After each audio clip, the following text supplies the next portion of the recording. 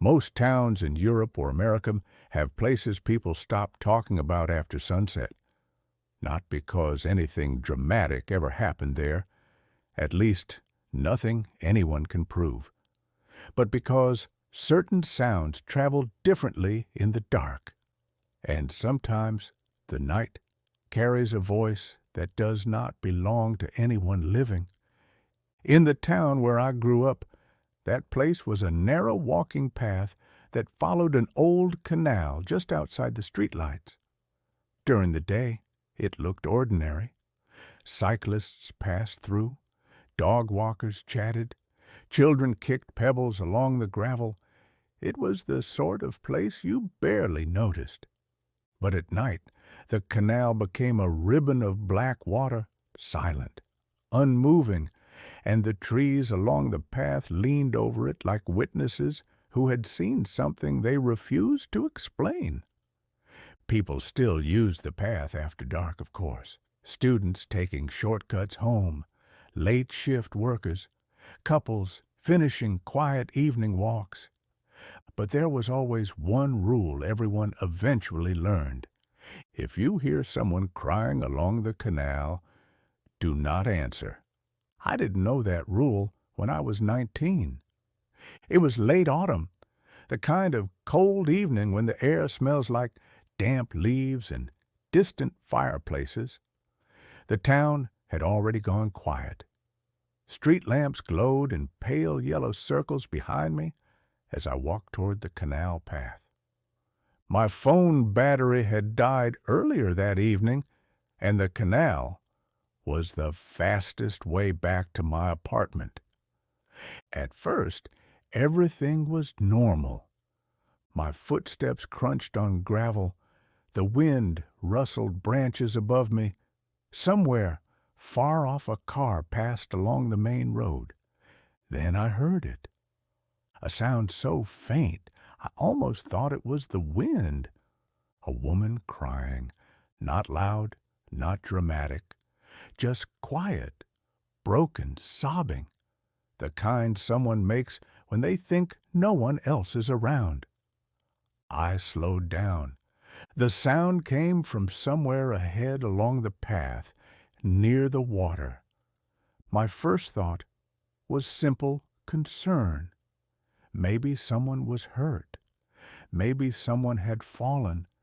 Maybe someone needed help. "Hello?" I called out. The crying stopped instantly. The silence that followed felt wrong.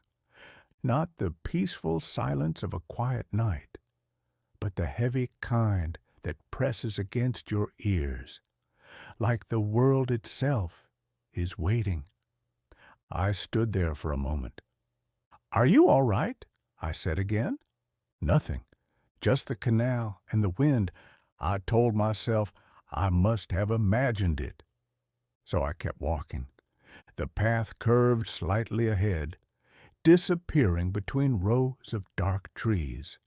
My breath fogged in front of me as I walked, each step louder than it should have been.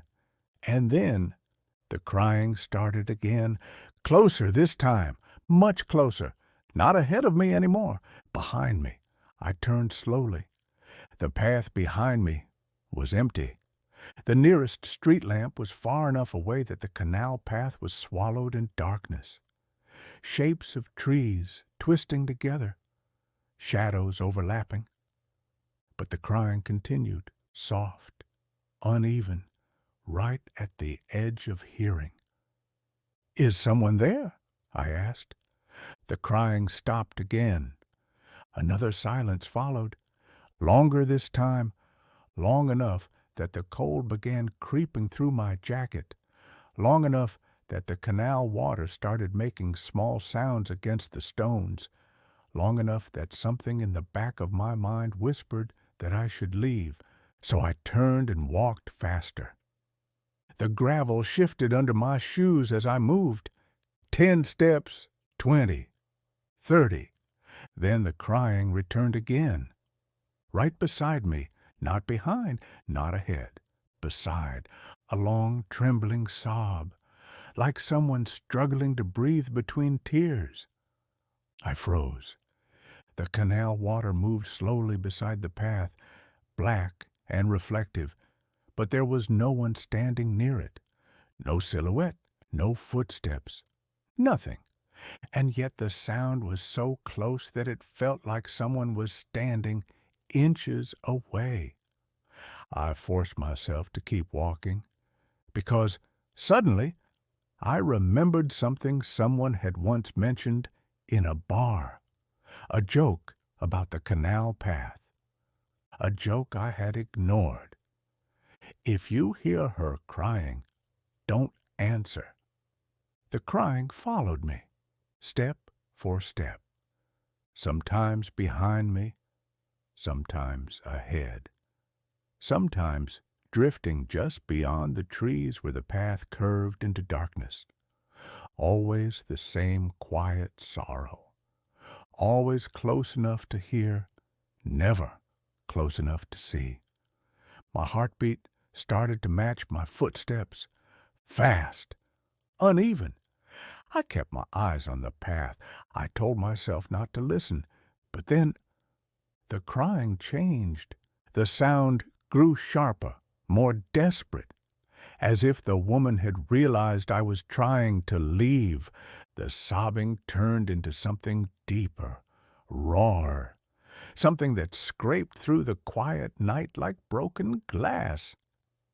And then I heard words, barely a whisper. Please. I stopped without meaning to.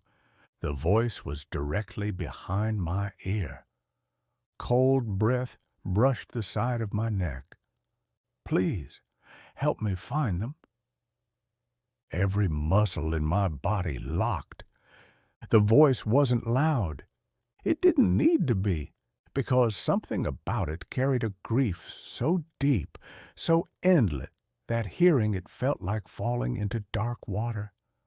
I didn't turn around. I couldn't.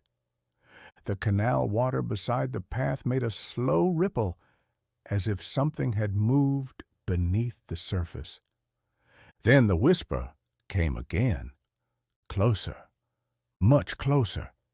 Have you seen them? The crying started again, but now it sounded wrong, too stretched, too hollow, like the sound of someone trying to remember how sorrow should feel. My instincts finally took control. I started walking again, faster this time.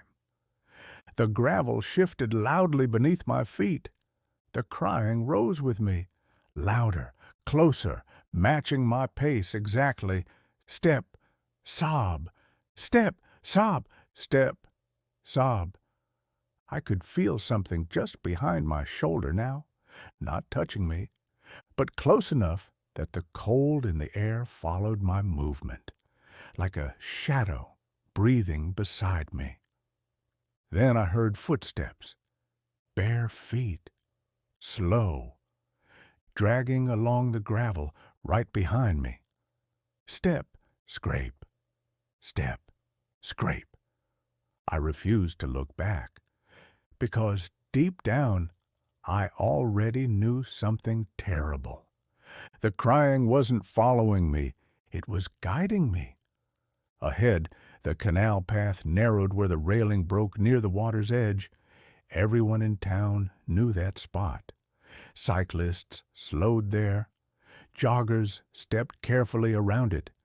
But that night, the darkness swallowed the gap completely, and the crying grew louder as I approached. Louder, more urgent, almost hopeful. Please. The whisper trembled with anticipation. Please, tell me you've seen them.